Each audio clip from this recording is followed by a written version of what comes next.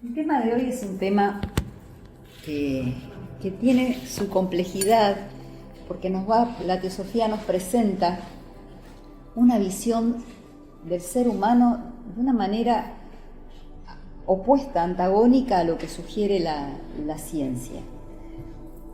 En virtud de la charla de hoy, he elegido para abrir algo que he escrito por una teósofa llamada Mabel Collins, autora de Luz en el Sendero, que se llama Las Tres Grandes Verdades.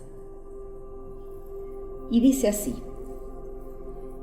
el alma del hombre es inmortal y su futuro es el de algo cuyo desarrollo y esplendor no tienen límites.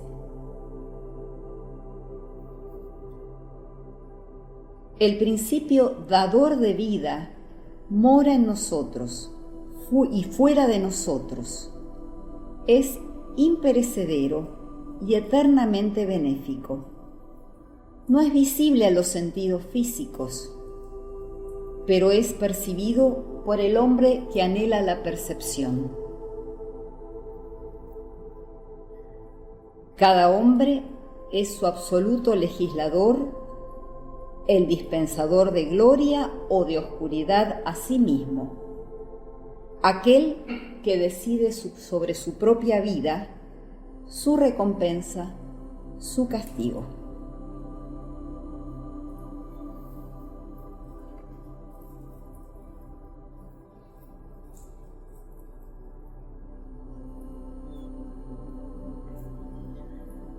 Estas palabras nos sugieren la importancia que tiene el hombre en todo este esquema en el que estamos insertos.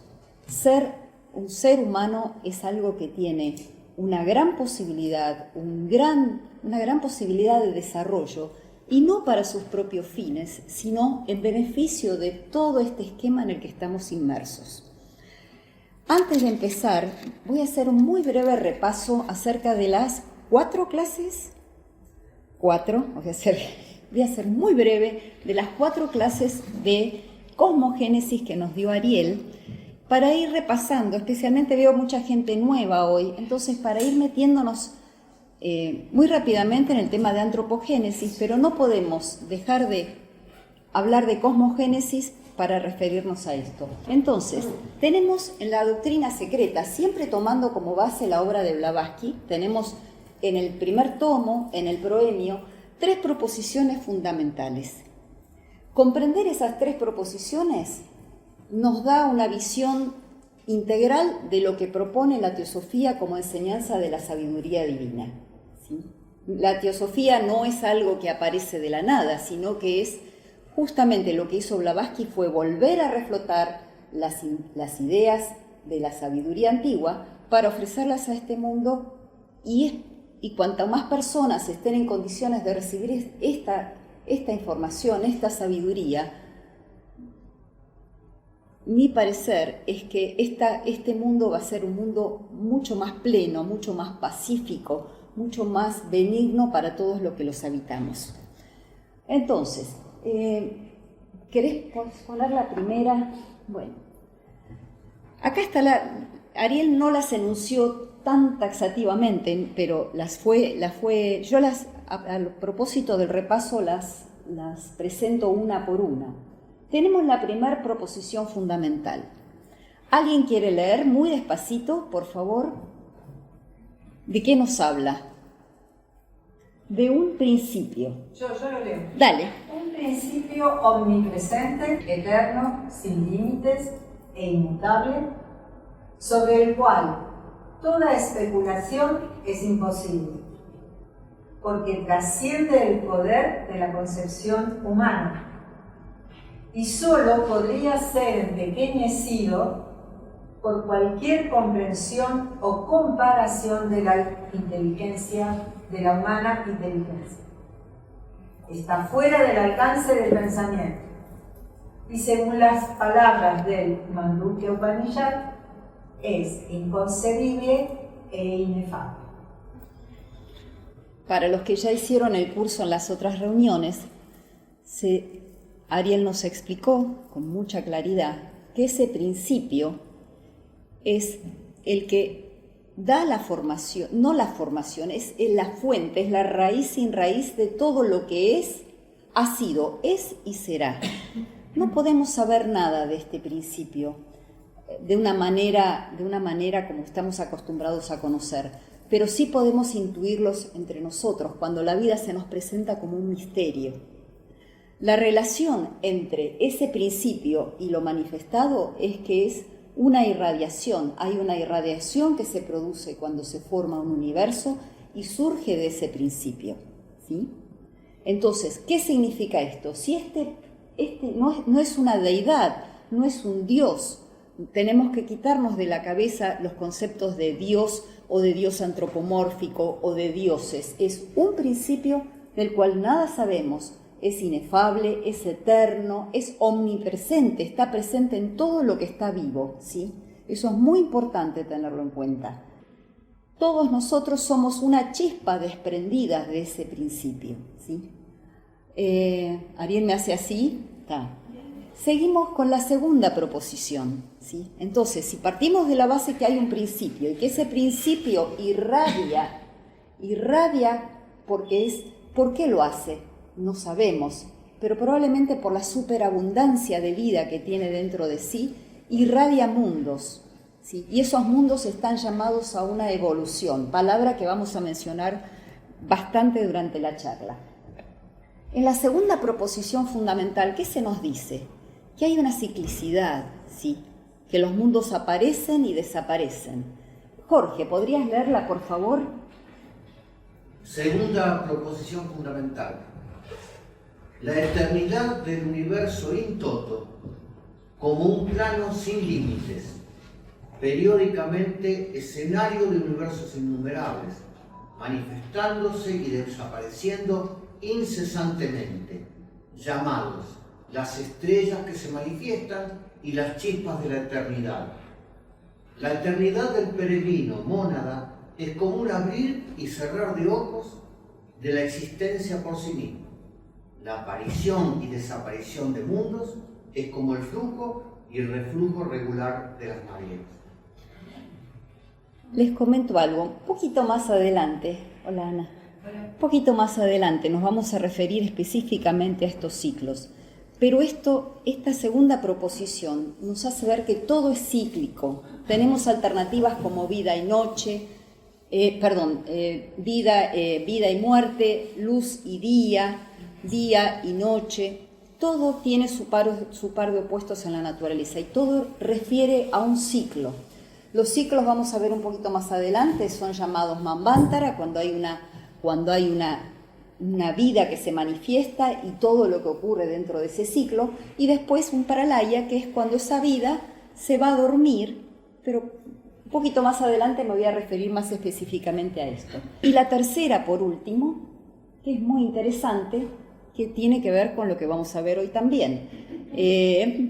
Ana, ¿podrás leerla, por favor? Sí, no, entonces sí. No, así me queda de frente. Bien. Dice la tercera proposición fundamental, la identidad fundamental de todas las almas. Despacito.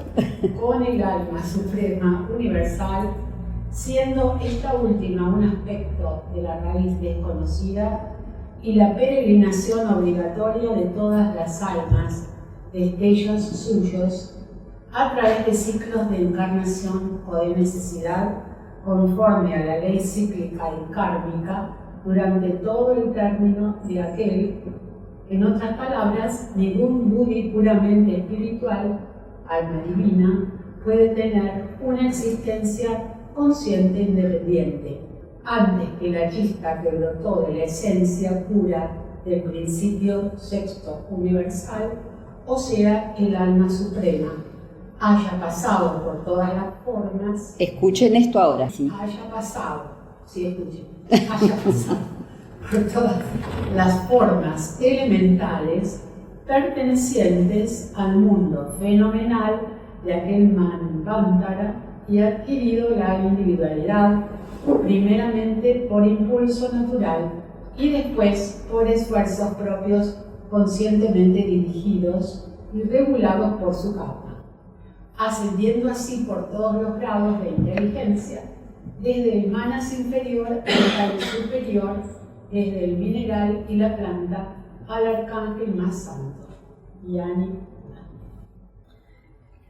Para quienes no hayan visto esto previamente, me imagino que es como una sopa de letras, cómo se interpreta, y lo puedo comprender. Básicamente, acá estamos, lo que nos dice la tercera proposición, que todo lo que está manifestado, entonces partamos de un principio que en su superabundancia genera mundos, esos mundos vienen a la existencia, tienen ciclos, y todo lo que está comprendido en esa manifestación, que puede ser, vamos a decir, nuestro planeta, por decir uno, porque eso se aplica a todo lo que está manifestado, tiene todos los que hacen su experiencia, tienen que pasar por todos los ciclos, ¿sí? Por eso dice todo, desde el mineral a la planta y hasta el arcángel más santo, todos ¿qué tienen que hacer? Pasar por la etapa humana, ¿sí? Porque el ser humano es el eje de este sistema. Bueno, ¿querés dejar en la primera otra vez como para que esto ya nos olvidamos por un ratito? No, esta, perdón, la primera diapositiva. Entonces ahora comenzamos el tema del día, que es antropogénesis, o sea, la génesis del hombre dentro de este esquema. Los que están a la vanguardia del pensamiento evolutivo no ven al hombre como descendiente del mono y del simio, sino por el contrario como su antecedente o como si fuera su medio padre. Esto para un antropólogo va a lucir muy loco, pero esta es la posición que tiene la teosofía. No consideran que el eslabón perdido se encuentre una línea, es imposible, y esto es de base que lo decimos en teosofía, que no hay una base que pueda unir a un simio con un hombre como el origen, ¿sí? Sino que más bien es el hombre el que es el padre del mono, ¿sí? El hombre es su propia historia, y con esto queremos decir que lleva dentro de sí una inmensa cantidad de eones, o sea, ciclos infinitos de tiempo. Como entidad cósmica, ¿sí? ¿Recuerdan? Como entidad cósmica. ¿Sí? Entra a la Tierra como un peregrino que entra a transformarse, ¿sí? Tiene dentro de sí, cuando entra a la Tierra, ¿sí? O cuando entra en esta Tierra, entra sin conciencia de su conciencia espiritual. Entra, digamos, como un ser etéreo, pero inconsciente de su espiritualidad, ¿sí? Lleva dentro de sí esa chispa, pero no la puede ver todavía, ¿sí? Pensemos que la evolución no es un acontecimiento fortuito, no es algo que ocurre al azar, ¿sí? Y que la evolución es una manifestación ordenada del impulso espiritual inteligente que nos guía y que guía a todo el universo, y no solamente a nosotros, sino a todas las partículas de vida que están presentes en el universo. La teosofía propone una hipótesis evolutiva dominante y siempre mediante un análisis riguroso. Y con esto, ¿qué queremos decir? Que lo que propone la teosofía ya es sabiduría que fue chequeada a lo largo de muchos videntes, de grandes sabios, y que es lo que se nos ofrece es, digamos, la síntesis o la sabiduría contrastada, evaluada, recapitulada por esos grandes sabios, ¿sí?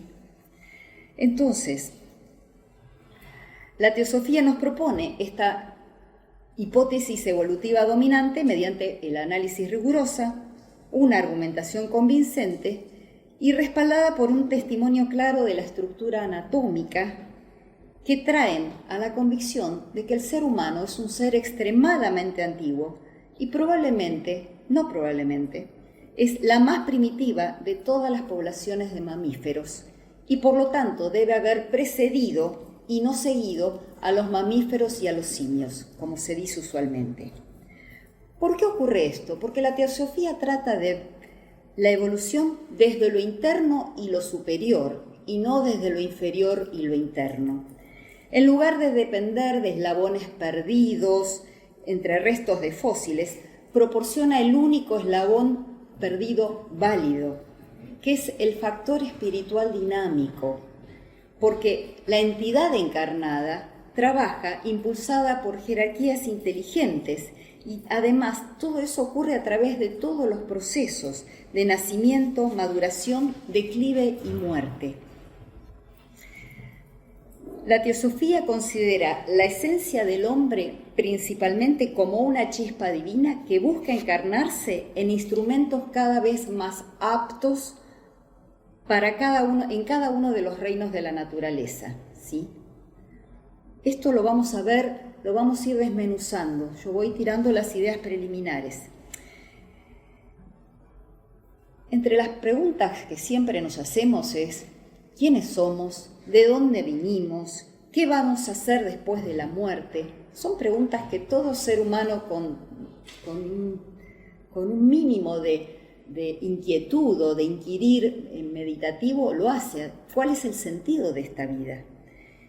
Y venimos acá a experimentar en este planeta Tierra, nos expresamos, nacemos, nos expresamos, crecemos, sufrimos, somos felices un tiempo, nos enfermamos y luego morimos, ¿sí? ¿Y de nosotros qué queda? Quizás un recuerdo, y probablemente con el paso del tiempo ni siquiera un recuerdo.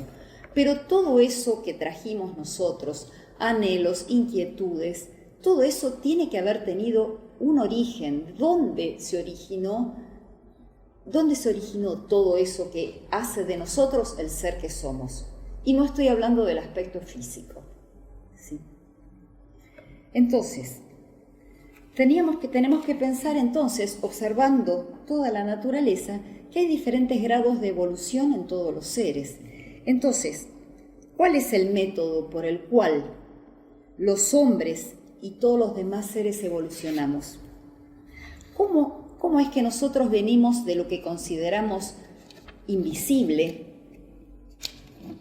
o la oscuridad? Porque nosotros pensamos en ese principio y podemos verlo como algo o muy luminoso, muy oscuro, pero ignoto para nuestro conocimiento.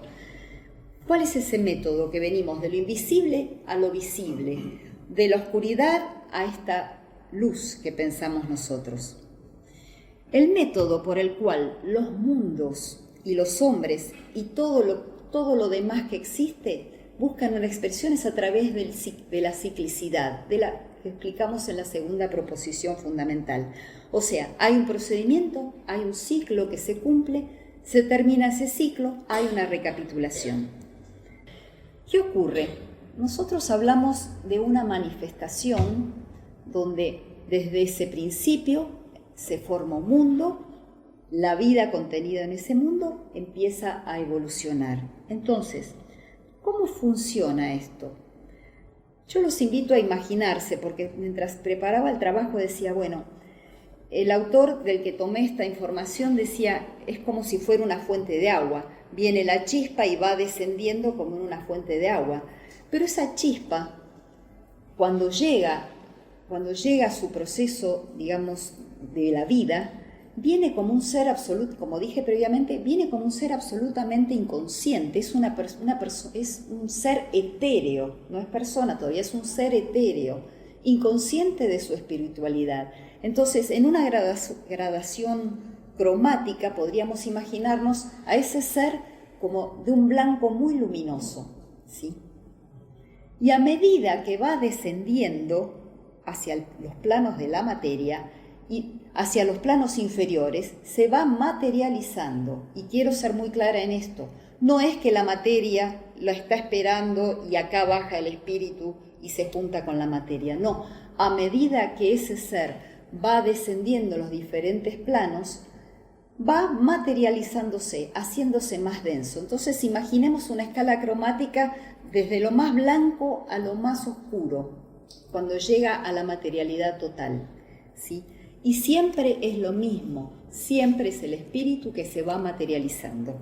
Entonces, pasa cíclicamente, no es que eso ocurre de un momento para otro, pasan eones hasta que eso ocurre, ¿sí? Entonces, la vida pasa cíclicamente a través de varios planos y a medida que avanza, ¿a dónde llega? Al punto de materia más denso de ese esquema en el que está evolucionando. Y luego, ¿qué ocurre? Cuando ya ha llegado a su grado de materialidad más intenso, comienza el regreso, porque el impulso no es quedarse en el plano de la materia, o sea, es buscar otra vez esa fuente, ese origen que nos impulsó a la vida, volver a encontrarlo. Entonces vamos a ver un poquito más adelante que los ciclos ceden desde lo más etéreo a lo más denso, descendiendo por varios ciclos, y después aparece el retorno hacia la fuente de la cual somos originarios, ¿sí? Los periodos, como dije previamente, son llamados manvántaras cuando hay actividad, ¿sí? Y seguidos de los manvántaras aparecen los pralayas, o sea, cuando todo lo que tuvo que aprender, en todo ese esquema evolucionario, todos los seres que están en ese esquema, en ese manvántara, han aprendido o han pasado por todos los ciclos esperados de ese sistema, entonces sobreviene que el descanso, la recapitulación. Entonces ese universo, como nosotros a la noche, se va a dormir. Pero en ese pralaya o en ese estado de disolución, pralaya es disolución, no es que no pasa nada, no es que se van a dormir y no pasa nada. Ese universo entra en una especie de recapitulación, porque cada universo cada nuevo universo es la recapitulación del ciclo anterior. Entonces, en el descanso, en la disolución, en el pralaya, se gesta una nueva semilla que va a ser la que va a llevar el germen para un nuevo ciclo cuando eso ocurra, ¿sí? Cuando suene la hora, dice la doctrina secreta, cuando suena la hora comienza la manifestación de otro universo.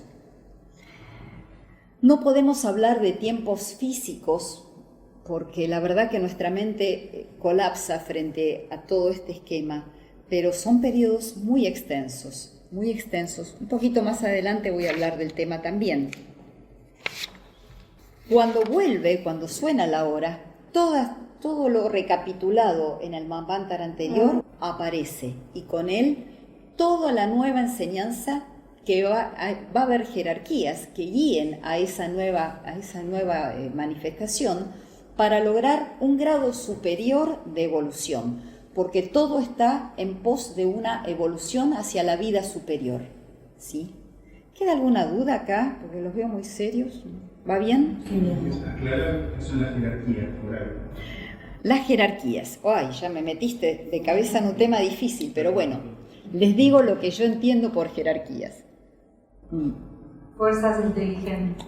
Sí, son fuerzas inteligentes.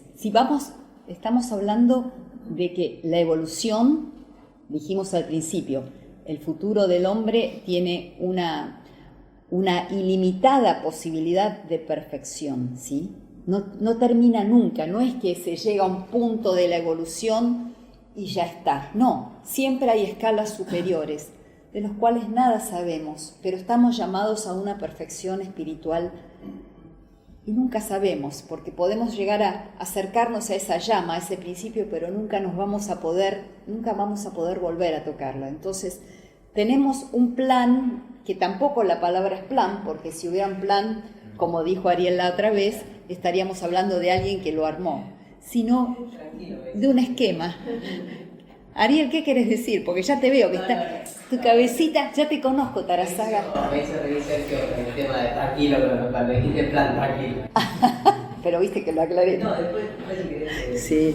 Complemento. Sí, no, está bien, muy bien, prefiero eso, así aclaramos más y damos un contexto mayor. Jerarquías. Si pensamos en este plan en el que cada ser está haciendo su propio proceso, tengo que ir a la tercera proposición, no importa, no, la digo.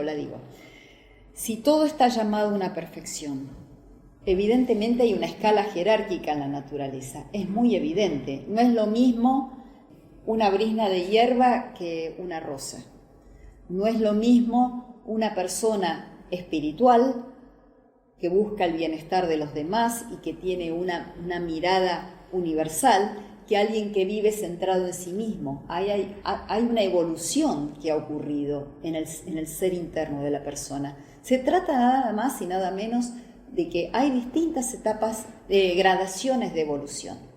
Las jerarquías son seres que ya han pasado esta etapa planetaria, que estamos nosotros, ya han ascendido a otros mundos y tienen la posibilidad, por decisión, de seguir ayudando a la humanidad que sigue a continuación, ¿sí? Y si pensamos en jerarquías, tenemos que pensar como en una hueste o en un ejército. Y en ese ejército, cada jerarquía tiene una función dentro de todo este esquema, tanto como nosotros podemos conocer. No es que hay una jerarquía que dice, yo me voy a ocupar de esto porque me gusta más esto. No, la naturaleza es inteligente y las jerarquías van guiando a la humanidad en el aspecto que lo necesitan. Cuando hay una nueva manifestación, hay algo más. Cuando pensemos, hay un mundo que se formó, pasó por todas las etapas que tiene que pasar, de crecimiento, de evolución. Es como cuando terminamos la primaria, cerramos ese ciclo, ¿sí? Ese mundo se va a dormir, recapitula, vuelve a manifestarse después de un largo proceso, un largo tiempo, pero también lleva dentro de sí, además de la semilla, tiene ya como las nuevas materias, las nuevas posibilidades de aprendizaje que ofrece ese esquema, ese nuevo ciclo. Es así porque si no, no tendría sentido. ¿Qué es eso de nacer y morir y no aprender nada?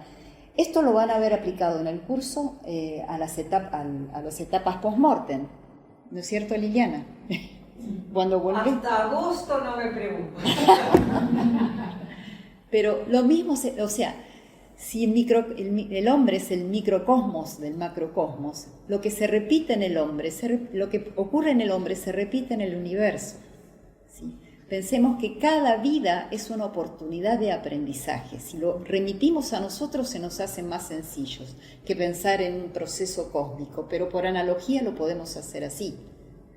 O sea, si el hombre nace, muere, aprende, tiene sus dificultades y de esas dificultades se fortalece y adquiere talentos, adquiere inteligencia, sensibilidad, cuando muere eso no puede quedar perdido, porque inevitablemente está llamado a la vida nuevamente y está llamado a encarnar y está llamado y dentro de sí va a traer todos esos talentos y todas aquellas cosas que pudo desarrollar en su vida anterior y las que no ha podido desarrollar las tendrá que mejorar, ¿sí? Y de eso se ocupa la clase próxima Ariel con el karma. Porque si no, esto es lo que tiene la teosofía, que uno quiere encasillar los temas y uno salta de tema en tema, pero básicamente es así. No sé si queda clara la idea de jerarquía, pero piensen en un ejército que colabora con toda la creación. No puedo decir la palabra creación porque ya me estoy refiriendo a algo religioso, sino con todo lo manifestado, ¿sí?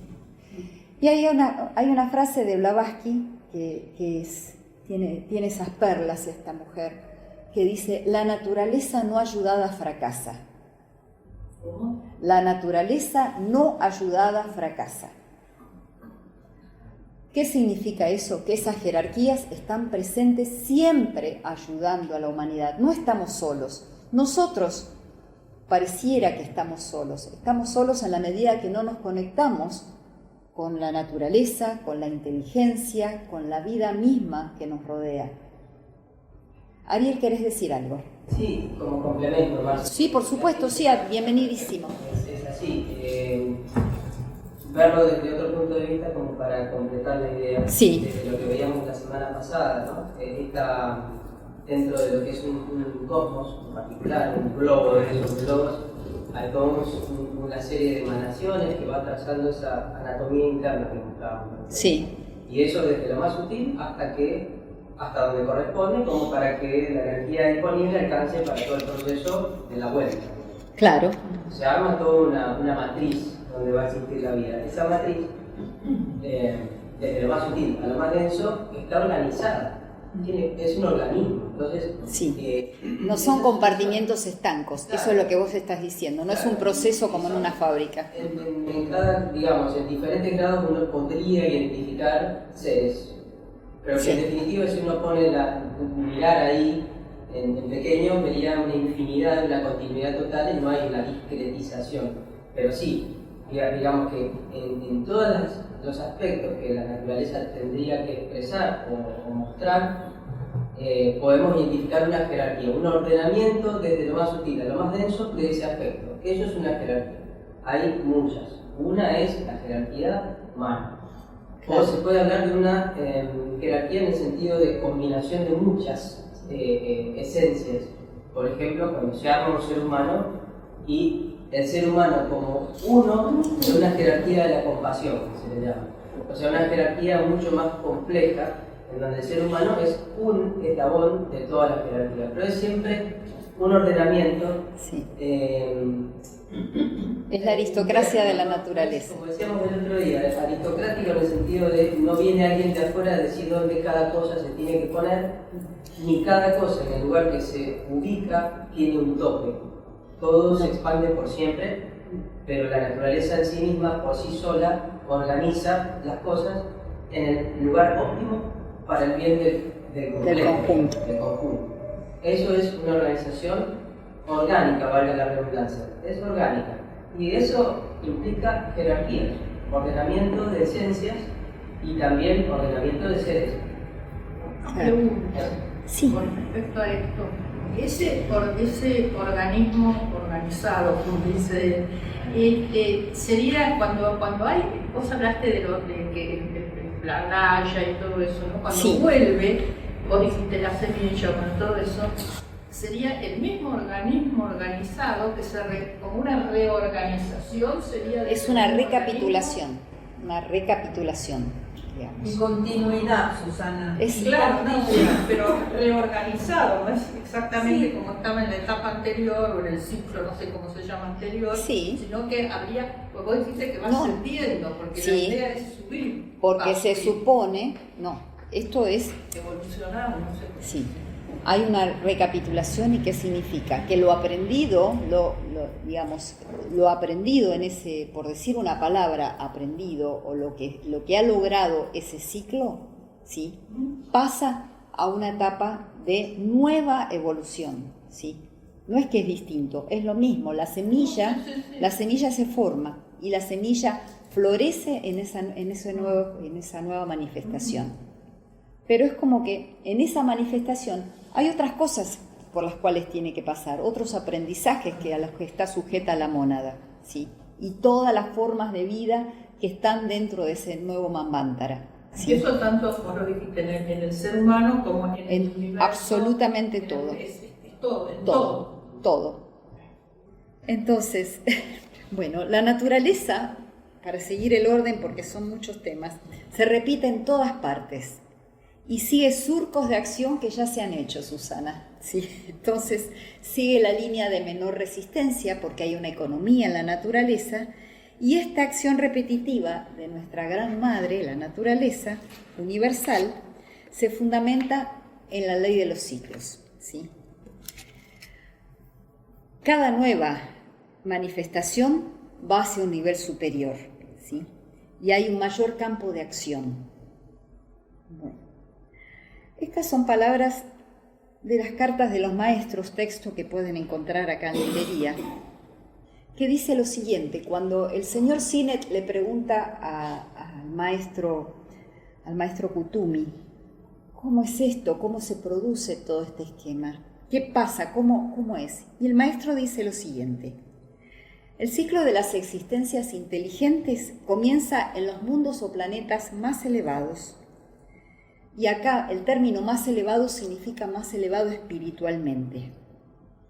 El hombre, al evolucionar desde la materia cósmica que hemos llamado, que Ariel se explicó muy bien, que es el akasha, que es la materia dúctil, la primordial sería la lana con la que se teje todo el universo, lo hace a partir de la materia más sublime, ¿sí?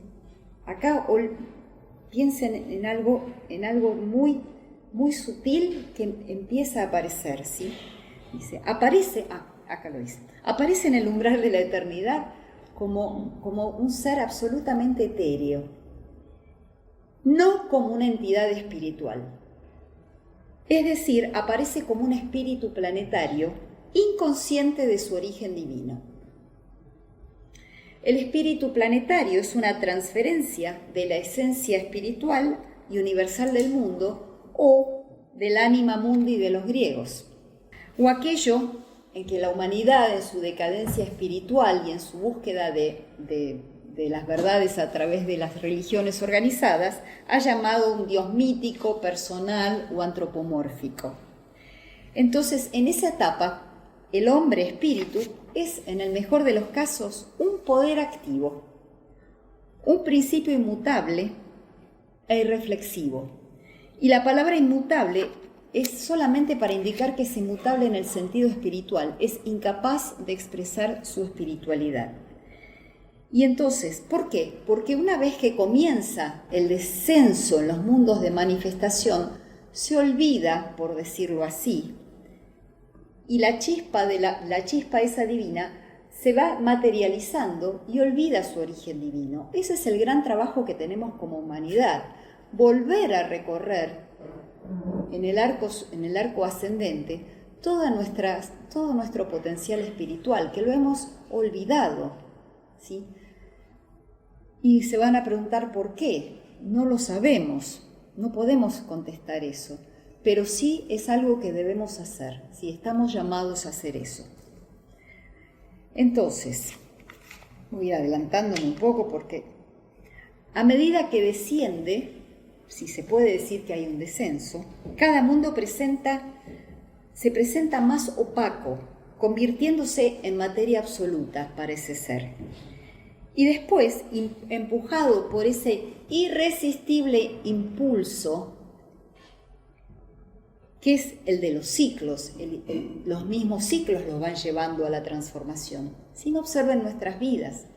O sea, yo trato de voy de allá para acá, como para que tengan una idea un poco más cercana a nosotros, cómo los ciclos de nuestra propia vida han hecho que mejoremos, nos impulsemos hacia una búsqueda hacia lo superior, si no, no estaríamos acá, ¿sí?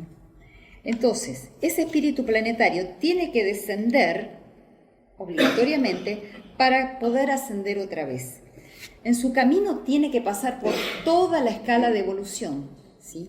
Sin omitir un solo peldaño, y se detiene en cada mundo estelar como lo haría en una estación, ¿sí? Y además tiene que volver a encarnar tantas veces como sea necesaria, como dice Blavatsky en Isis sin velo, para llegar a la edad de la razón, ¿sí? Hasta que no esté completa toda su enseñanza, todo su aprendizaje, todo lo que él vino a desarrollar, esa semilla en potencia, tiene que seguir encarnando, necesariamente. Entonces, si comprendemos esto, vamos a poder comprender todo el esquema evolucionario. Cuando la materialización ha alcanzado su punto máximo, o para decirlo más claramente, cuando tal materialización ha alcanzado lo que cualquier universo en particular, en su periodo de existencia física más densa, entonces ocurre el trabajo hacia lo ascenso, se detiene ese engrosamiento, se detiene y es el punto de inflexión en el camino evolutivo. Sobreviene un cambio de dirección. Entonces el universo ahora tiene que ascender, volver a esa fuente. La materia comienza a hacerse más etérea, empieza a perder esa materialidad y comienza muy lentamente a volverse energía. Este trabajo toma eones y eones y este trabajo de perfección es incesante, ¿sí? ¿Qué es la verdadera evolución? Es el despliegue y el fluir de lo que está latente y dormido como semilla dentro de la entidad misma, ¿sí? Y esto funciona a través de 3 líneas que son coincidentes entre sí. Hay 3 líneas de evolución. Una es la espiritual, la otra es la psicointelectual y la siguiente es la astral y física. Son 3 formas en las que la mónada evoluciona. Son 3 corrientes de evolución que están presentes en esa mónada, ¿sí? Y se encuentran cuando el hombre queda formado, ahí aparecen las 3 corrientes, hay como integradas. Si yo hago esto porque es así como funciona. ¿Sí? ¿Cómo te lo imaginas? Como me lo imagino. Por eso decimos, perdón, Sí, Lili. me viene la idea. Sí, señora, Por avanti. eso decimos que el hombre está compuesto de un aspecto espiritual, de un aspecto físico con el que se tiene que relacionar en el plano en que nos movemos, y un aspecto inteligente que conecta lo espiritual con lo físico. Y lo espiritual es la fuerza que lleva todo el proceso de evolución. El resto también, pero el tema voluntad, fuerza, por eso se mencionó antes fuerza inteligente, Claro, es el aporte que hace lo espiritual. claro. Yo lo entiendo así ahí. Sí, además la mónada, o sea, el ser interno, la chispa en nosotros, nunca deja de estar conectada con su fuente original. Nunca deja de estar conectada. No hay una relación personal, pero la chispa está presente y esa chispa es la que hace todo ese recorrido hasta que empieza a vibrar como tal, hasta que logra esa conexión psico-espiritual. Entonces ahí sí, pero tenemos que pensar que la evolución física, esta que mencionamos ahora, es simplemente para que toda esta expresión sea posible. Sin un cuerpo físico no hay posibilidad de este trabajo, no hay evolución sin un cuerpo físico que realice en este plano en el que estamos el trabajo de evolución, de desarrollo de esa semilla que tenemos en potencia. Sí. A mí cuando vos decís que se materializó todo y después vuelve a subir, Ujú. o sea, no sé, así. Ajá. Ahí también es como que ahí llegó al máximo de sus aprendizajes en ese ciclo y sube y hay como también hay una reestructuración a nivel de la persona, del ser humano en este caso. A ver La si- reorganización, como estaban hablando de todo el ciclo, se reorganiza de alguna manera, no sé si la palabra... Bueno, eso tiene que ver con los ciclos y las razas. Sí, eso sí, pero esto que vos hablaste, que se materializa, cuando baja y se materializa el hombre, Sí. el ser humano, ¿no? Y Pero- vuelve a ascender, Sí. no vuelve a ascender como bajó, lógico. No, porque ya la materia es etérea, ya podemos intuir que si va saliendo de lo material, tendremos cuerpos más etéreos hasta ser una entidad. ¿Vos te referís a la forma física o...? No, en total, esa totalidad integrada que dijiste así. Claro. Esa totalidad como que se va materializando, como dijiste, se va también complejizando y se va aprendiendo. Y va hay aprendiendo, aprendizajes, porque y hay cuando una... vuelves, no vuelve como bajó, ¿no? No, por supuesto que no. No. Sí. Ya lo vamos a ver al final, cuando lleguemos, justamente qué es lo que ocurre en esa etapa. Pero Ariel, vos querés decir algo.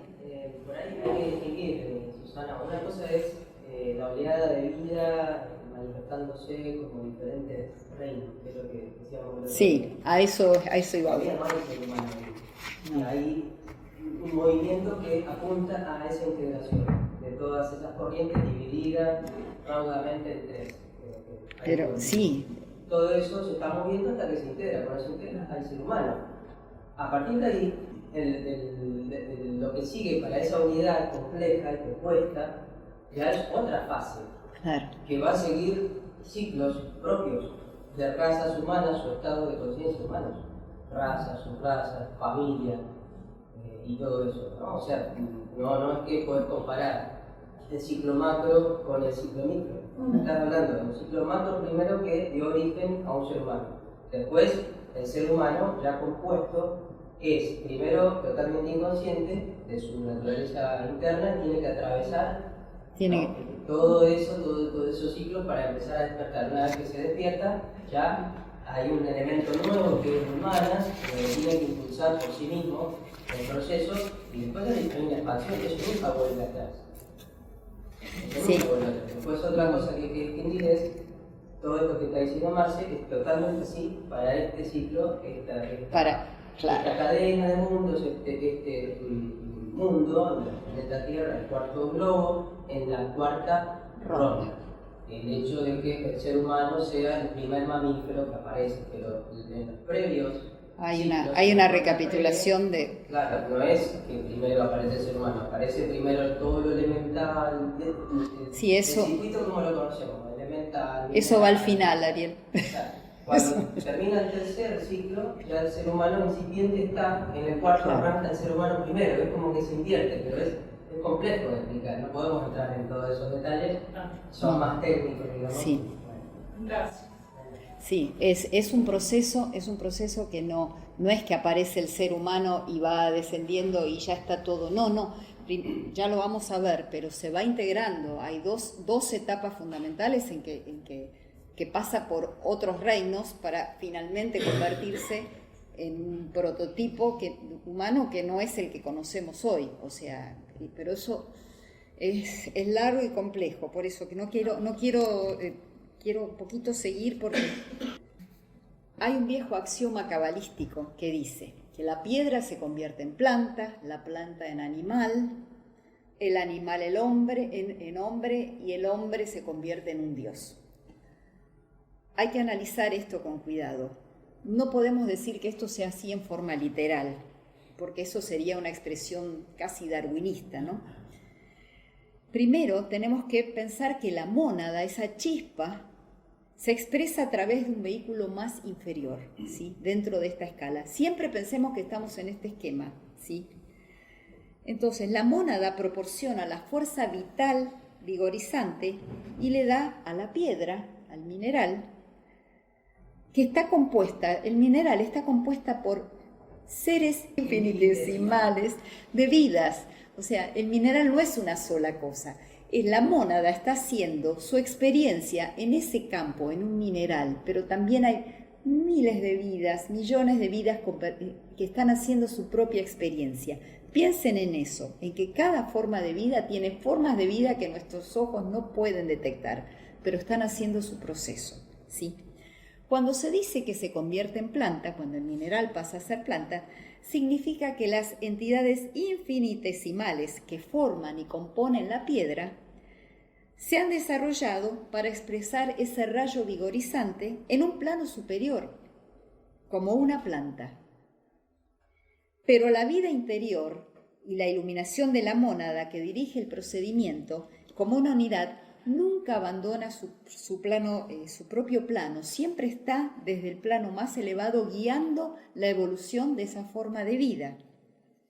Cuando la planta se convierte en animal, el vehículo que expresa el rayo vigorizante de la mónada se ha vuelto más apto para ese trabajo más elevado, y las unidades infinitesimales que forman la planta se han vuelto más evolucionadas y más expresivas de ese rayo vital, ¿sí? ¿Van siguiendo la idea? Y cuando esto ocurre, componen y forman el cuerpo animal, habiendo superado ya la etapa de la piedra y del mineral. Cuando el animal se convierte en hombre, no implica que el hombre surgió de los animales, ¿sí? ¿Van siguiendo la idea de una evolución constante? Ya sea de los monos, no significa que surgió ni de los monos, ni de los simios, ni de ningún otro mamífero inferior. Significa dos cosas. Esto es importante. Primero, que el sol interior, la mónada inspiradora y vigorizante, que permanece siempre en su misma esfera, reitero porque son conceptos importantes, sigue enviando su rayo, su luminosidad hacia abajo en la materia, y le da a esa materia una vida cinética, o sea, el movimiento que necesita y el impulso hacia lo superior. Y en este camino construye vehículos cada vez más aptos para expresarse. Cada uno de estos vehículos no se construyó por sí mismo, fue construido por esas vidas infinitesimales que en un periodo de existencia habían vivido previamente en el cuerpo animal, en el cuerpo vegetal y en el cuerpo mineral, ¿sí? van adquiriendo una conciencia superior, aunque no la puedan expresar. La vida se expresa de una manera superior en cada ser que va evolucionando.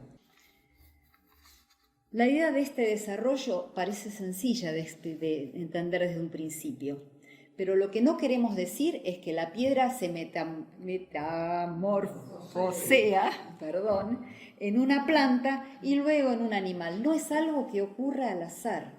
Piensen en los eones, en los millones y millones de años que toma este proceso. El cuerpo físico nuestro, que es un agregado de seres infinitesimales, que están haciendo, nosotros seríamos, ¿cómo explicarlo? Para estos seres infinitesimales que habitan dentro de nosotros somos como una jerarquía que los estamos haciendo evolucionar, ¿sí? Si se entiende la idea, ¿sí? Bueno, y cuanto más evolucionan, más aptos se vuelven, ¿sí? Por eso se habla de la formación de los órganos. Entonces,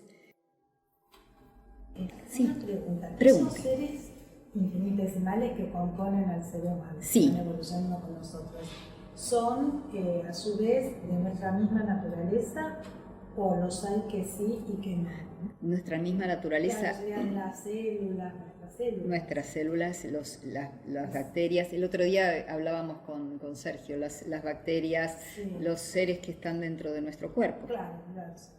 Fíjense que cuando se produce la muerte, toda la cohesión que provee el doble etérico a nuestro cuerpo se pierde, Sí. y ahí la vida que tenemos controlada aparece y provoca la descomposición del cuerpo. Son esas propias vidas que cobran su propia vida. Sí. ¿Sí? Ya no están, Se desorganizan, pierden el lazo pierden la de unidad. cohesión, Cada que les da el doble elemento va al etérico. planeta Tierra, porque estamos conformados de los elementos del planeta Claro. Tierra.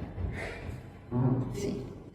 ¿Sí? ¿Sí? Por ahí Sí, por supuesto. El ejemplo, pasar del mineral al vegetal es más gráfico y después ya se vuelve muy difícil, pero quizás valga la pena por lo menos entrarnos en ese, ¿no?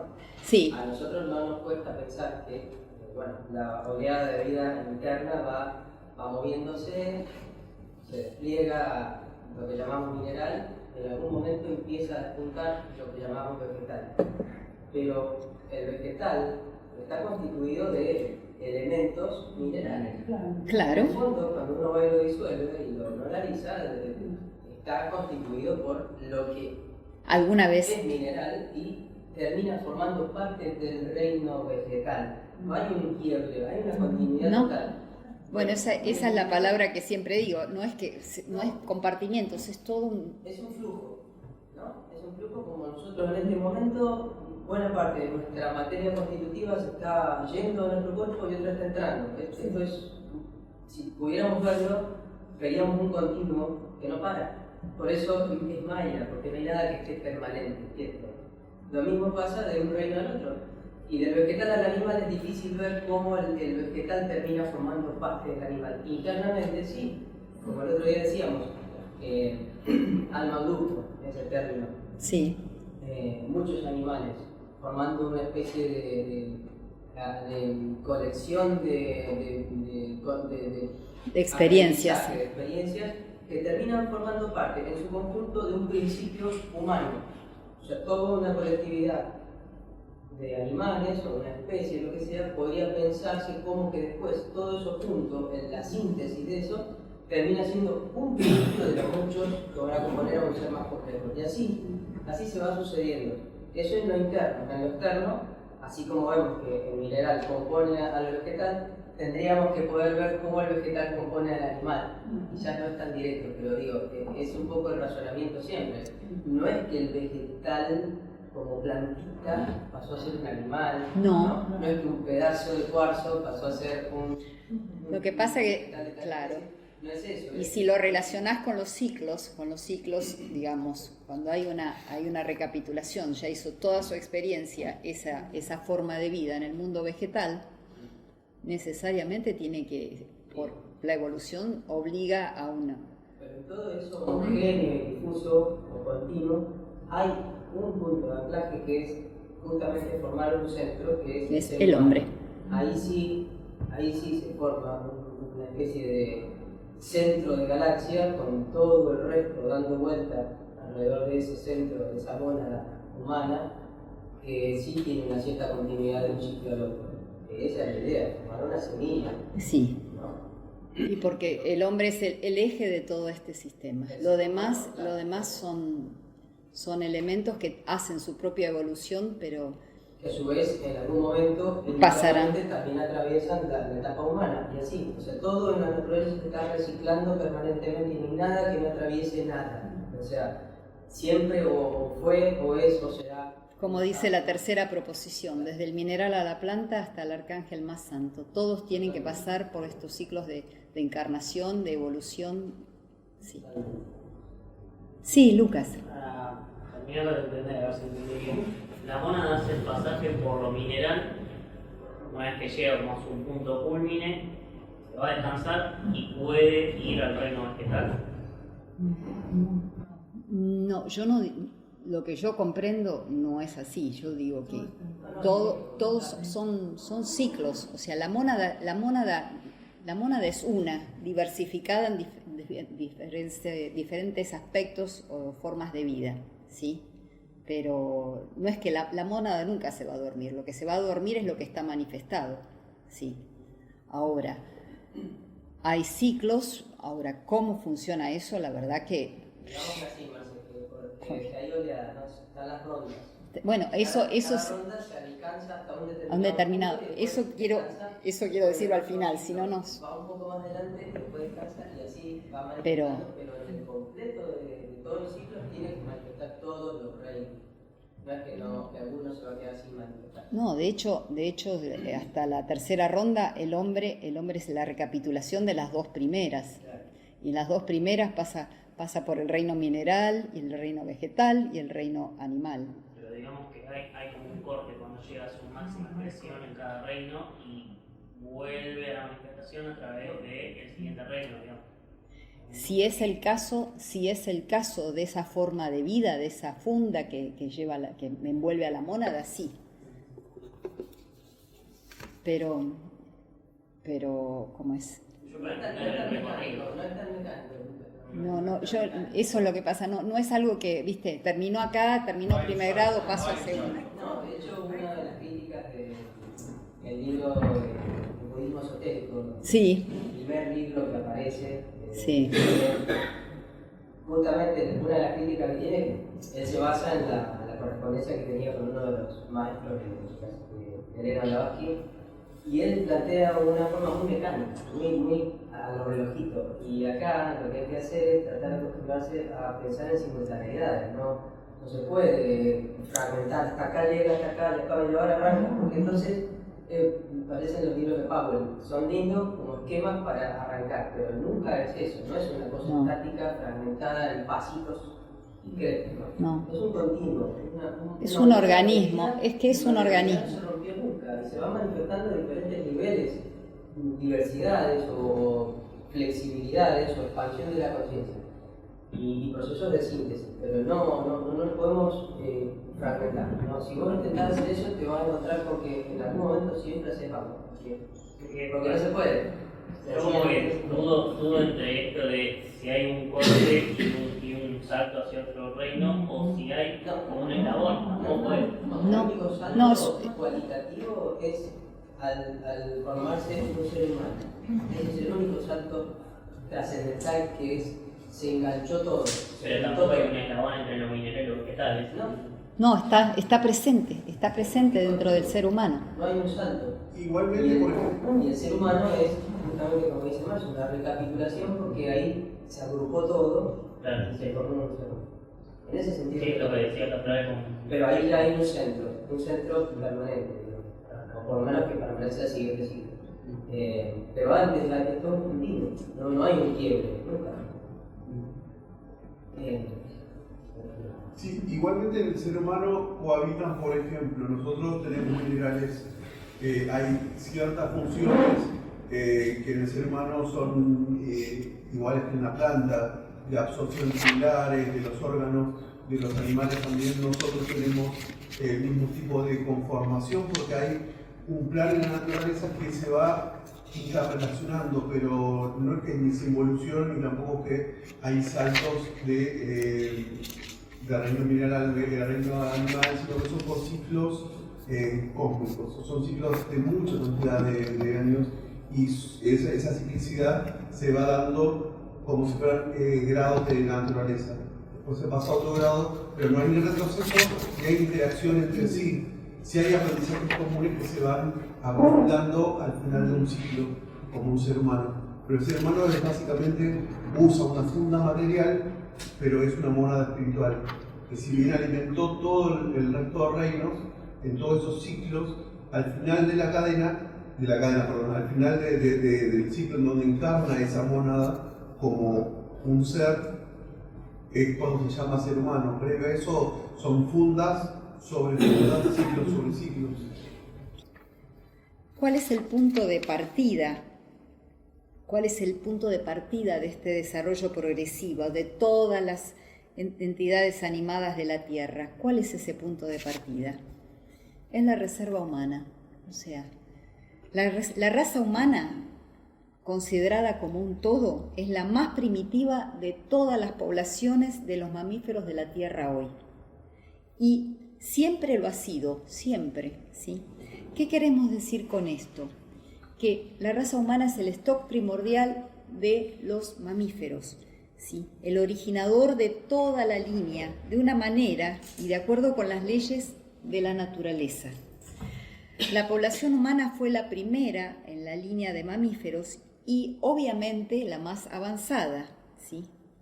Ahora, ¿quiénes fueron los progenitores de los seres animados inferiores, ¿sí?, que surgieron del hombre en la anterior vuelta al globo? Voy a referirme a esto al final, pero voy tirando las ideas. Los mamíferos provienen de la estirpe humana en este globo terráqueo actual, ¿sí? Durante la segunda parte de lo que conocemos como la segunda gran raza raíz y la primera parte de la tercera raza raíz, donde el hombre aparece ya medianamente como lo conocemos hoy. Pero hubo otras poblaciones que participaron de la naturaleza del hombre en su cepa original. Entonces, todos estos diversos grupos de entidades mamíferas animadas sobre la Tierra, todos siguen su propia línea de desarrollo, ¿sí?, a lo largo de diferentes árboles genealógicos, ¿sí?, y fueron descendientes del grupo humano primitivo en un pasado inmensamente distante, ¿sí?, en lo que llamamos las razas sin mente, ¿sí? Las razas sin mente. Y acá me quiero referir a que el hombre, los demás mamíferos no provienen del hombre, excepto el mono y los simios, pero que no vienen del hombre, no hay un eslabón que los una, sino que hubo un momento de la humanidad, cuando todavía no tenían mente, que tuvo una unión con animales de otra naturaleza y dieron como origen a lo que conocemos como simios o monos. Pero eso no significa que haya un eslabón humano en el mono, ¿sí? No hay un eslabón que diga, bueno, el mono antecede al hombre y el hombre evolucionó y el mono se quedó, ¿sí? Es complejo. Porque en mi afán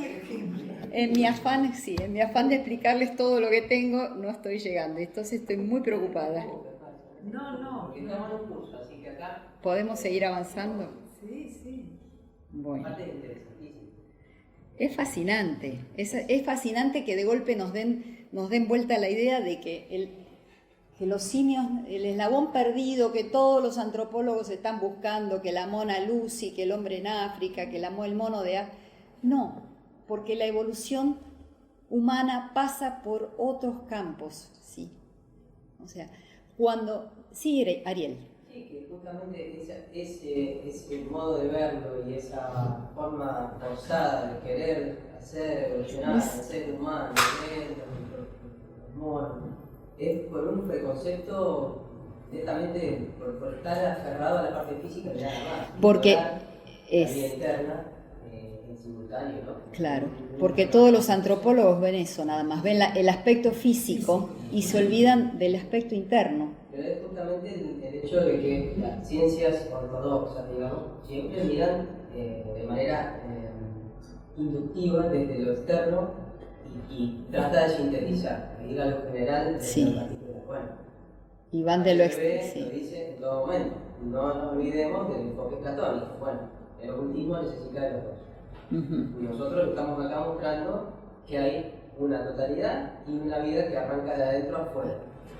Bueno, en ese compendio tan complejo no es tan trivial quién sale de qué. El hecho de que la ciencia insista en esa dirección es por un preconcepto de que todo antes fue peor, o fue más tonto, o fue menos evolucionado, y ahora es más evolucionado, y siempre desde el mundo físico. Porque siempre se ve la forma y no se ve el ser interno que está haciendo esa experiencia. Es precisamente el gran mal karma del materialismo que no quiere, miren, es mejor, por lo menos, no negar lo que no se ha probado, que no exista, que negar a priori lo que no puede ver. No, y además, siempre sí. el enfoque platónico va a tener más capacidad o posibilidad de experiencia y de descubrimiento, porque por lo menos, a priori, no niega lo que no puede probar que no existe. El materialista, a priori, niega lo que sus sentidos externos no ven. Exactamente. Se queda en una superficie mucho más externa y mucho más acotada. Y jamás puede visualizar que hay un aspecto espiritual haciendo un desarrollo. Ese es el problema. No, ni lo admite, no lo admite porque... Es el problema, es un punto de estanque. A partir de ahí no va a pasar. Y va a ir de manera asintótica hacia un límite que no va a poder atravesar, porque se atraviesa a través de la conciencia, a través de un ejercicio de visualización interna, no a través de los aparatos. No se puede. Sí. Pero bueno. Es eso, que tal vez valga también la pena mencionar en todo lo que es antropogénesis que cada ciclo sí existe un límite respecto a la cantidad de seres que pueden evolucionar. ¿No? Que sí. Permanentemente en un ciclo van a entrar se van a formar tantos seres humanos como sea posible. No, está limitado. Y hay que esperar el otro ciclo y bueno, todo lo que estaba en estado animal, con la posibilidad de pegar un salto si se quiere, o formar parte de un completo de ser humano, si no llegó a ese momento, queda ahí en la puerta, esperando el siguiente ciclo. Sí, sí, no es que la vida se presenta y van entrando oleadas y oleadas de vida todo el tiempo, porque si no, el ciclo colapsaría también. ¿Sí? Recordemos que hay jerarquías que están guiando y entonces sería una cosa desigual, o sea, desordenada, y la naturaleza es ordenada. Lo que sí podemos decir es que esto es mucho más extenso y los invito a que busquen bibliografía porque es fascinante, extensísimo, pero sí podemos decir que en el caso de los mamíferos, en el caso de los simios, su evolución ya está detenida, o sea, por eso, o sea, la ciencia no observa, por ejemplo, cómo un mono no aprendió a hablar todavía, cómo un orangután no puede hacer una operación matemática. Si estamos hablando que hay una chispa haciendo una evolución, evidentemente es la evolución que les está permitida a esa raza o esa especie animal, es esa. No hay una evolución de una conciencia.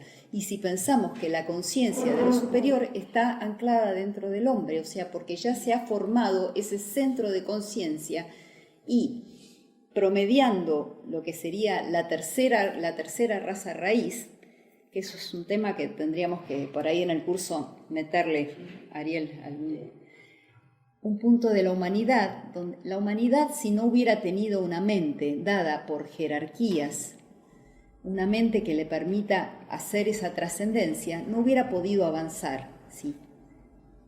Dije hace un rato, un poco mezclado con todas las cosas que hemos dicho, que hubo un momento que la humanidad sin mente se unió con esos seres que dieron como objeto, como producto esos simios. ¿Sí?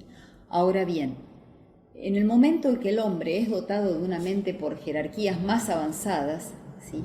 es cuando adquiere empieza a adquirir su propia conciencia. Ahí se convierte en un ser humano y ahí comienza su verdadero trabajo, ¿sí?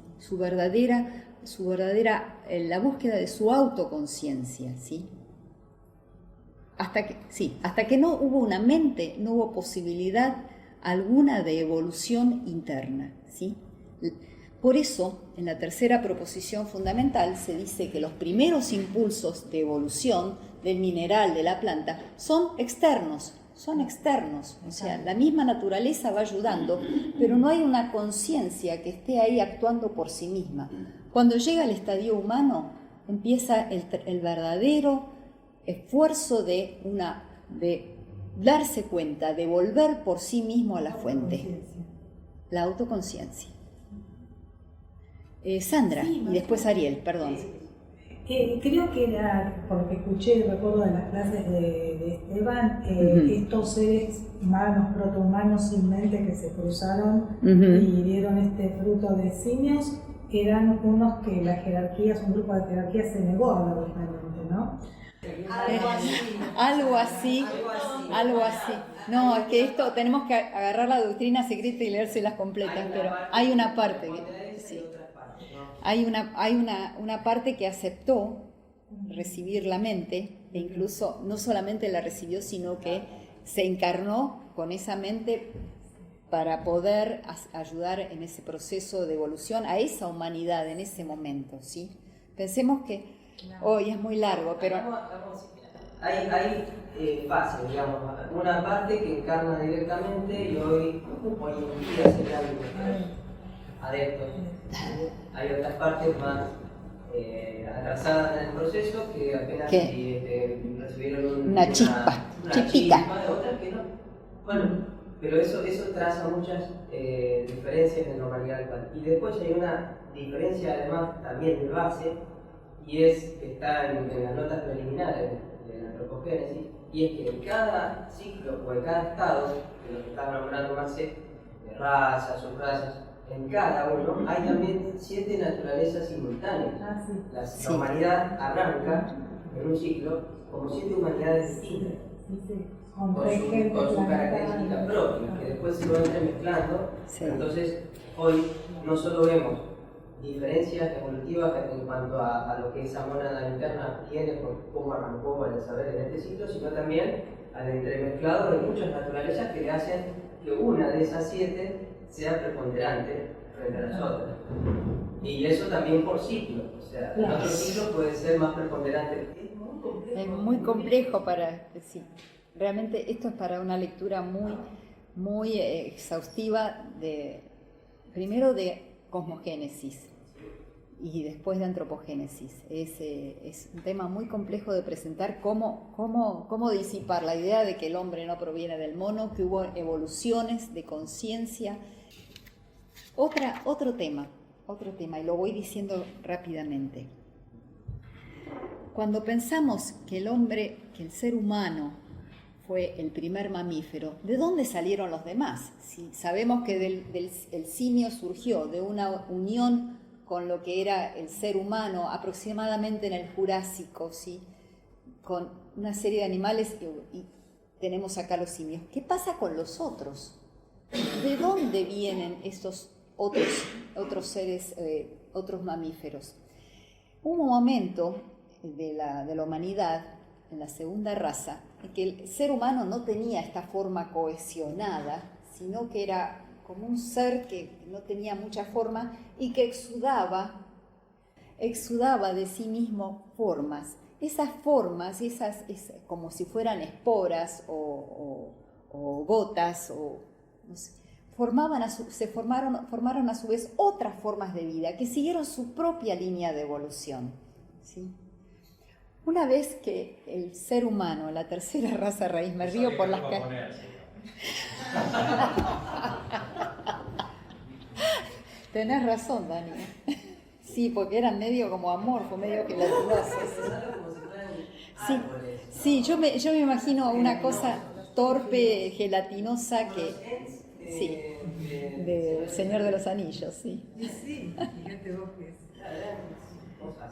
El ser humano en ese momento no tenía ni una inteligencia, ni estaba cohesionado por sus principios, digamos, no tenía un doble etérico que lo cohesionara.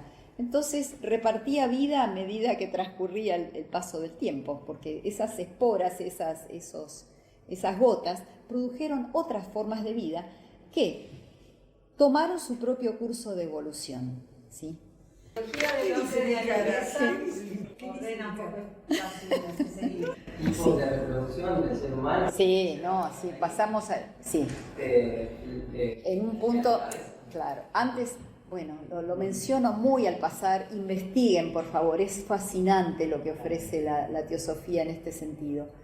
Cómo se reproducían las razas, cuando llegó la tercera raza raíz, antes de que las jerarquías de Venus le dieran la mente al ser humano, el ser humano era ovíparo.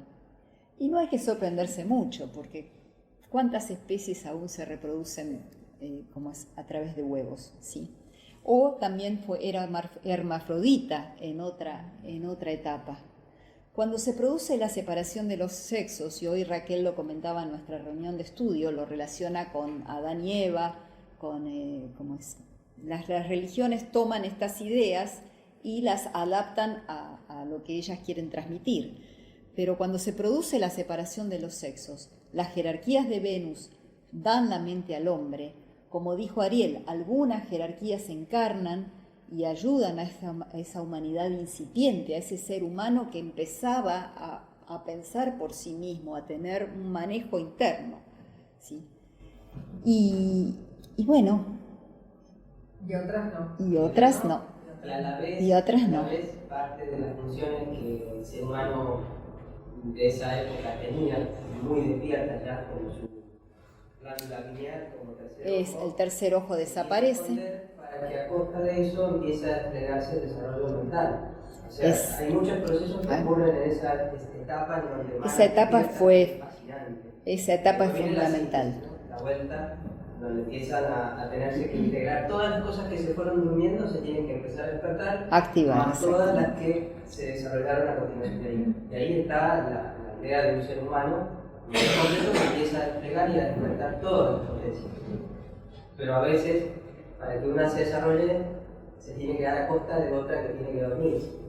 Y ahí estamos nosotros. Ahí estamos nosotros, tratando de darnos cuenta de qué tenemos que activar. Sí. Bueno, en un vuelo de pájaro rasante sobre las razas, pasamos entonces a la anteúltima, como para cerrar. La anterior. Quería a ver si... Bueno, esto es interesante tenerlo en cuenta. La doctrina de la incesante renovación, ¿sí? Entonces, como para un cierre de este tema, la doctrina secreta enseña el desenvolvimiento progresivo de cada una de las cosas, lo mismo mundo que átomos. Y este maravilloso desenvolvimiento no tiene ni principio, ni fin concebible, ni fin imaginable. Nuestro universo es tan solo uno de un número infinito de universos, todos ellos hijos de la necesidad. ¿De la necesidad de qué? De esta evolución, ¿sí? Puesto que son eslabones de la gran cadena cósmica de universos, siendo cada uno de ellos un efecto con relación a su predecesor y una causa respecto del que sucede. Lo que estuve diciendo. Por eso es la recapitulación, porque tantos temas juntos dije, los voy a volver locos, por eso lo vuelvo a insistir, ¿sí? Volvemos a hablar de los ciclos. Es que acá también hacemos la recapitulación. Acá también los pongo a hacer la recapitulación. Bueno, pasamos a la siguiente. Gracias, Sergio. Bueno, acá tenemos nuestro esquema planetario. Voy a poner acá de costado para ir acompañándolos. ¿Quieres que apague un poco la luz? No, apago esta nomás. Ahí está. Sí.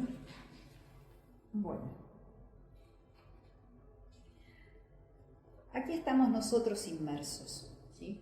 Hemos pasado por 3 cadenas, ¿sí? Y quería decirles algo más, que nosotros podemos saber solamente lo que ocurre en este esquema, ¿sí?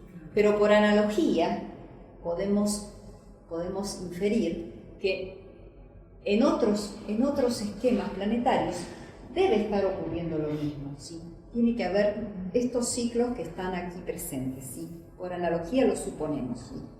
Bueno. Solo hace falta mirar el cielo, ¿no? Y ver las estrellas Sí. y la inmensidad. Sí, Blavatsky dice que la historia de la humanidad está en las estrellas. Todos estos esquemas están enlazados en una cadena de causas y efectos, y que no solo se aplica al ser humano, sino a todo lo existente. Tenemos que desechar, Ariel se va a ocupar muy bien la otra semana, de desechar la idea de karma como un castigo, como una purga que venimos a padecer, ¿sí? Sino que hay un compromiso envuelto en cada uno de nosotros de cumplir con lo que se espera de nosotros como seres humanos, ¿sí? Esa es nuestro karma, cumplir con este plano, ¿sí? Y para eso la noción de Dharma que nos va a presentar Ariel la otra semana. Todo es cíclico, Manvantara y Pralaya. Cada uno de estos universos cada universo es el predecesor del manifestado en la actualidad, ¿sí? El universo se manifiesta en ciclos de actividad y reposo. Surge de la subjetividad. ¿Qué busca? El desarrollo de la conciencia, o quizás de la forma, dependiendo cuál sea el objetivo que estemos considerando. Estos ciclos se caracterizan por ese principio que se ve reflejado en la actividad. Vamos a ver acá en los 4 primeros, de la izquierda a la derecha vamos a ir, en los 4 primeros, ¿sí? Cada uno de estos ciclos es un día de manifestación. Imaginemos que para el lobo solar, todo esto constituye un solo día de manifestación. Uno, ¿sí? Algo que nuestra mente concreta no puede ni siquiera imaginar y colapsaría con nuestra mente concreta que queremos medir y estandarizar todo. Observemos en la sección 1, hay un plano descendente que vamos a llamarlo el plano involutivo, ¿sí? Allá, cadena 1. Y lo vemos en la cadena 1, 2 y 3, ¿sí? ¿Dónde estamos ahora? En la cadena terrestre, ¿sí? Es el punto más denso de todo este esquema en el que estamos inmersos. Es el punto más crítico en el que se encuentra la humanidad, ¿sí? Porque acaba de descender y ha formado los vehículos necesarios para transitar esta etapa. Cuando comience el ciclo ascendente, cadenas 5, 6 y 7, deberá ya haberse sensibilizado, haberse espiritualizado para poder retornar al centro universal.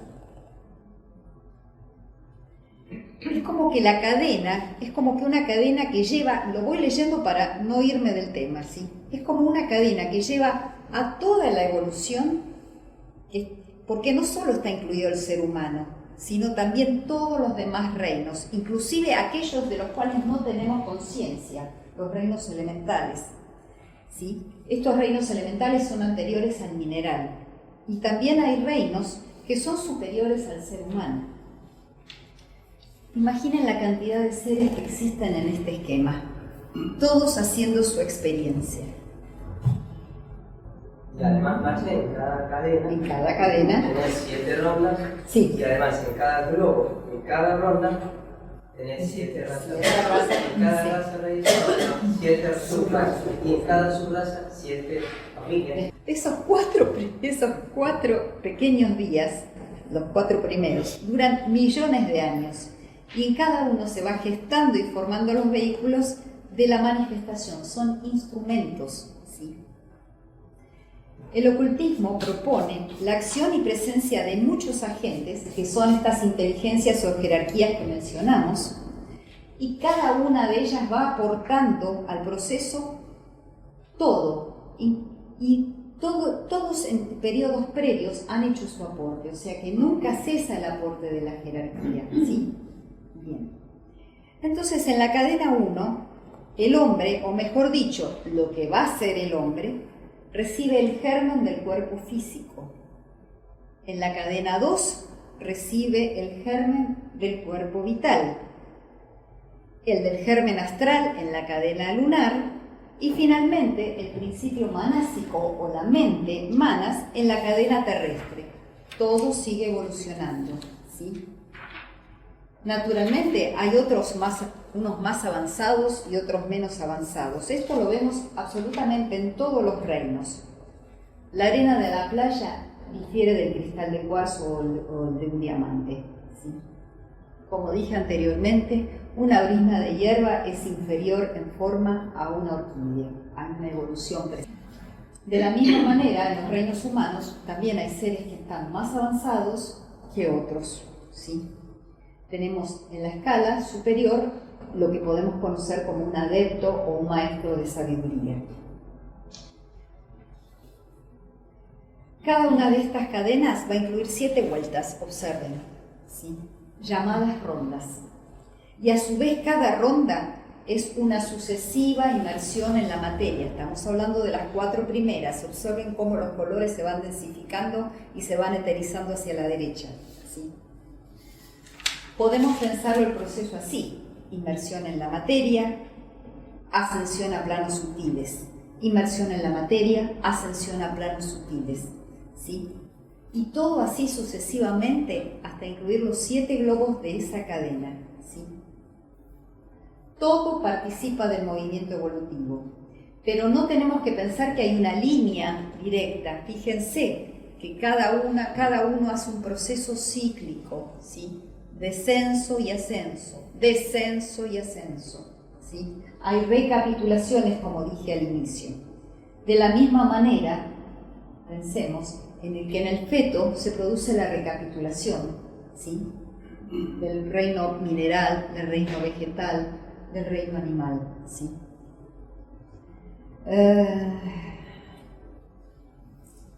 Cada vez que hay una recapitulación, hay una nueva ronda y hay una jerarquía que se encarga de dar como la semilla o la idea innata o el propósito de esa evolución en particular. Y acá estamos nosotros en la cadena terrestre, en este lugar estamos, abajo del todo, en el sumum de la materialidad. Es un punto de gran desafío, es como un punto bisagra para nosotros, porque fíjense que si nos vamos utilizando, nos vamos espiritualizando, podemos llegar a empezar a ascender a rondas superiores, a adquirir aquellos que estamos destinados por la ley de evolución a tener, ¿sí? En este momento la humanidad está intentando desarrollar lo que se conoce la mente superior, es la mente abstracta, sí, la mente abstracta. Todavía estamos pensando con una mente concreta, nos cuesta mucho las ideas abstractas, nos cuesta mucho como humanidad pensar que estamos unidos dentro de este plan. En la medida que sintamos, por eso se habla tanto de ese principio, de esa unidad de la vida, en la medida que el hombre pueda comprender que hay una unidad de la vida que está unida indisolublemente a ella, que la chispa que lo acompaña tiene que brillar dentro de él, difícilmente va a salir de ese espacio de materialidad en el que se encuentra, ¿sí? Bueno, dijimos que hay 7, como bien dijo Ariel, hay 7 periodos, hay 7 razas que se desarrollan en cada cadena, y estamos hablando de razas, ojo, no es un tema étnico ni de de distinción y de discriminación. Hablamos de razas como estados de conciencia que habitan determinadas formas físicas, ¿sí? Que quede entendido eso, por favor, son estados de conciencia. Y bueno, y entonces en la cadena 1 se presenta al hombre adquiriendo una noción o una esencia mineral. En la cadena 2, recapitulado, tiene una especie de conciencia animal, y en la cadena lunar pasa a ser lo que hoy es un animal en la cadena terrestre, ¿sí? Bueno, dijimos que estamos acá en la cuarta cadena. ¿Dónde estamos? En la cuarta cadena, en la cuarta ronda de la cadena terrestre, en el cuarto globo. El número 4, para aquellos que han estudiado numerología, ya saben que es la materia en su totalidad, ¿sí? Lo que sigue a continuación es lo que le espera al hombre en sucesivas cadenas, en sucesivas rondas. Blavatsky dice que respecto del futuro hay que ser muy prudente, del futuro de la humanidad en esos estados hay que ser muy prudente, pero sí podemos deducir que se espera que ese futuro que no tiene límites pueda encontrarse más desarrollado en las futuras cadenas que vemos, en la quinta, en la sexta y en la séptima, ¿sí? Entonces, no podemos ni concebirlo con nuestras propias mentes, ¿no? Yo trato de pensar cómo será, porque estos ya son etapas que superan hasta las de un adepto. Así que bueno, los dejo por ahora llenos de preguntas y motivados, indaguen. Sé que es un tema muy complejo, pero indaguen y se van a maravillar. Se van a maravillar de lo que ofrece la teosofía, la visión tan amplia y tan optimista, siempre digo yo, del ser humano que ofrece la teosofía. Y la gran responsabilidad que nos provoca el conocer esto. Siempre digo, este es el camino a la compasión. El conocer estos temas es el camino a la compasión, a la comprensión. Así que los dejo y les agradezco la paciencia que han tenido. Sí. ¿Qué tal? No te va tanto tiempo. Sí, cada tanto. Me llamaron. Me llamaron. No, tuve dos acontecimientos que eran impensables en la misma semana. Y todos me preguntaron, ¿cuándo vas a venir? El sábado. Pero bueno, el tema es así. Decime que no hay agua. Mi pregunta es esta. Para pasar del manas inferior al manas superior, se supone que se pasa de la mente concreta a una mente más etérea. No, es que no hay manas inferior y manas superior. No hay una mente superior y una mente. Nosotros a los propósitos de estudio dividimos a la mente, ¿sí? Para poder comprender, para tener una visión. Esto lo van a ver en las clases subsiguientes, después de la voz de Karma y después de la charla de Pablo. ¿Tengo entendido? No, apenas termine la Karma empieza la constitución ya de la constitución septenaria. Sí. No es que hay una mente que deja de funcionar, la mente inferior o la mente concreta y ya pasamos a una... No, de hecho nosotros podemos, o sea, la mente concreta es la mente con la que nos manejamos a diario y es absolutamente útil a toda nuestra vida diaria. Nosotros tenemos que estar en el mundo sin ser del mundo, o sea, ese es nuestro mayor propósito, y en ese querer estar fuera de este mundo, con todo lo que significa alejarnos de la materialidad, alejarnos de lo mundano, en la medida que podamos, porque nosotros también tenemos nuestros propios ciclos en la vida. Hay momentos en los que podemos meditar, que estamos más en conexión con la naturaleza, con la vida, con la búsqueda, y otros en que nos atrapa la vida, nos atrapan las obligaciones, o nos vamos de vacaciones de la vida espiritual, pero la chispa está ahí, la chispa siempre nos trae, ¿sí? Entonces, a tu pregunta, ¿cómo se desarrolla la mente superior? Y nosotros acá en la sociedad les ofrecemos uno de los tantos métodos, que es el estudio, la meditación, el servicio, Porque si nosotros estudiamos y no aplicamos esto a la vida diaria, no sirve de nada y la mente abstracta se desarrolla buscando las ideas superiores, alejándonos de lo mundano, tratando de vivir una vida ética, viviendo una vida ética. Todo esto que yo les conté, que es interesante porque nos da una amplitud mayor, no sirve de nada si no lo aplicamos en nuestras vidas, si no vemos que cada ser está haciendo una evolución, tiene un determinado estado de conciencia y le esperan otro tipo de experiencias en los que quizás pueda llegar a tener una...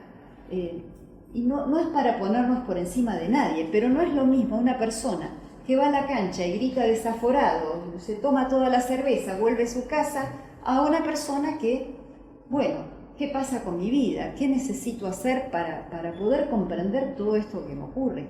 Y de eso se trata el desarrollo de la mente superior, de buscar en ideas superiores que nos han dejado otros más avanzados. Y también con nuestra propia meditación, nuestras propias reflexiones. Podemos tomar ideas de otros y meditar sobre ellas, pero en definitiva es uno el que se conecta con lo más íntimo, con esa mente superior. Y podría ser entonces, está dentro de las posibilidades que salgamos de una mente egoísta, de un animal tratando de sobrevivir y pasemos a una mente más universal.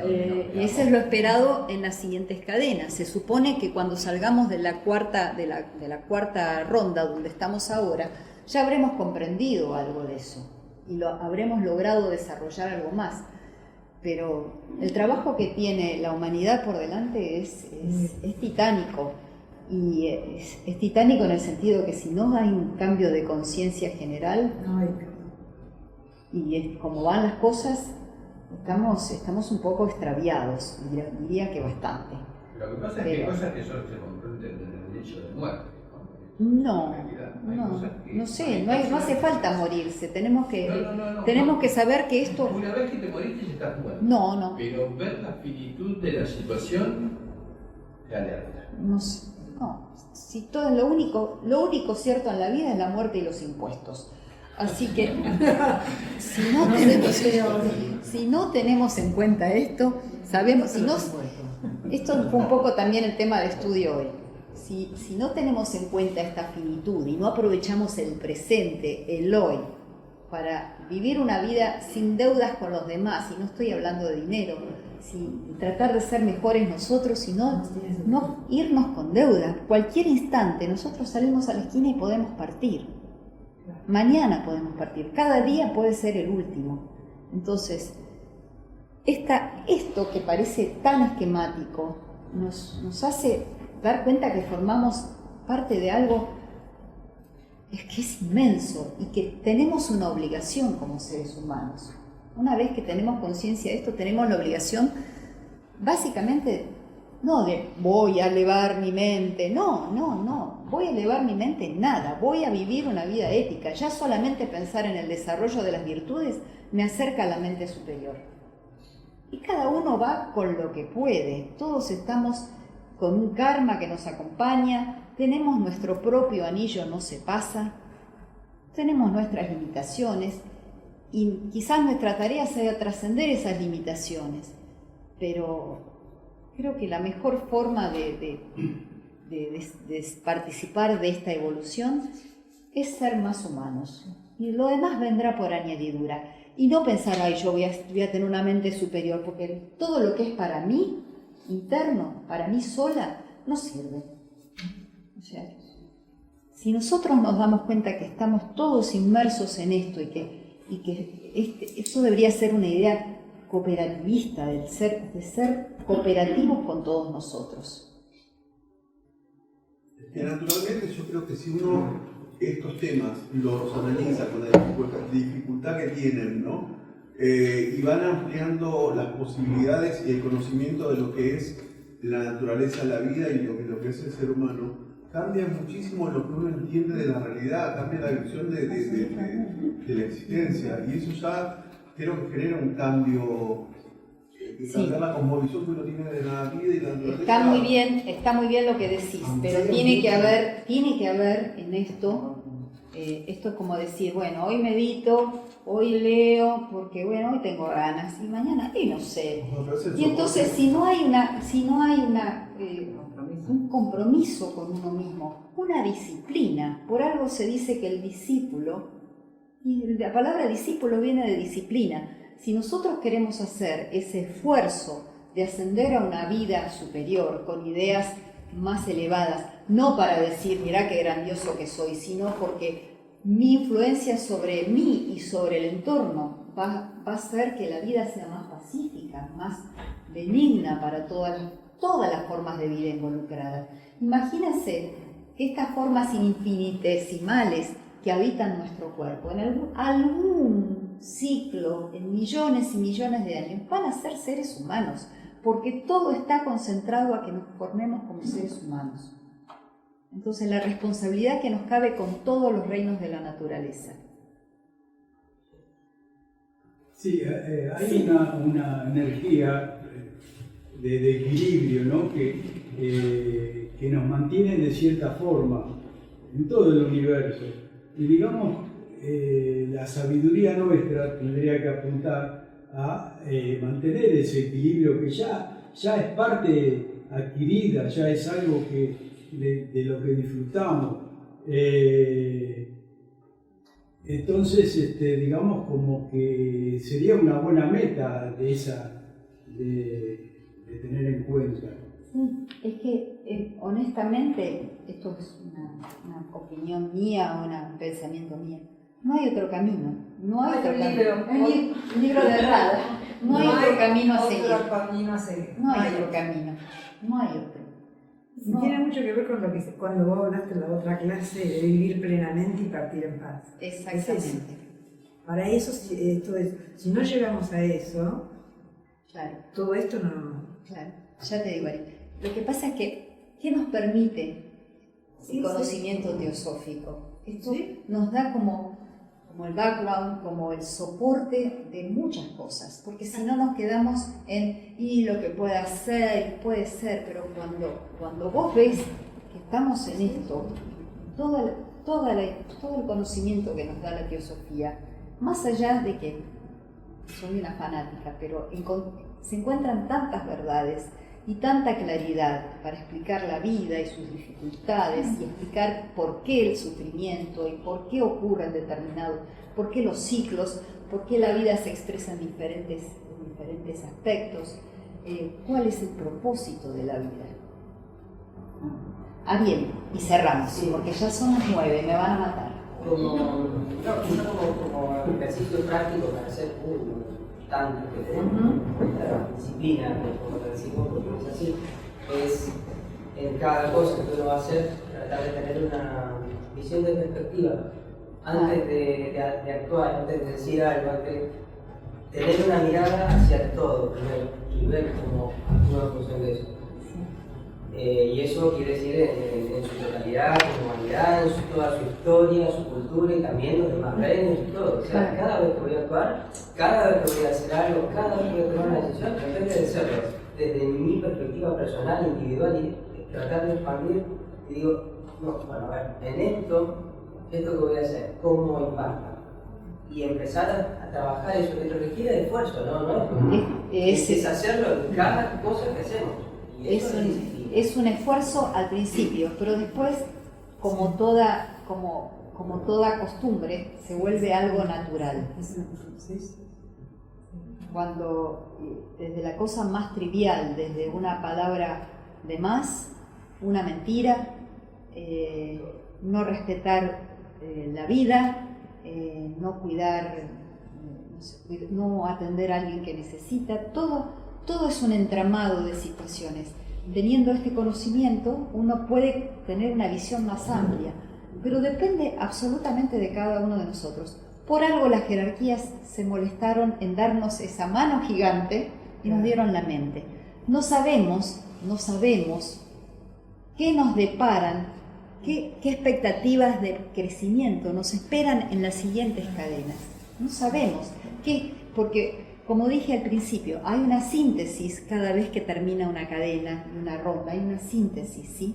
Y se pasa a un siguiente ciclo. Pero ese siguiente ciclo viene con otro desafío. Entonces, lo mejor es no ser un rezagado y estar esperando que pasen las cosas. No, es momento de actuar.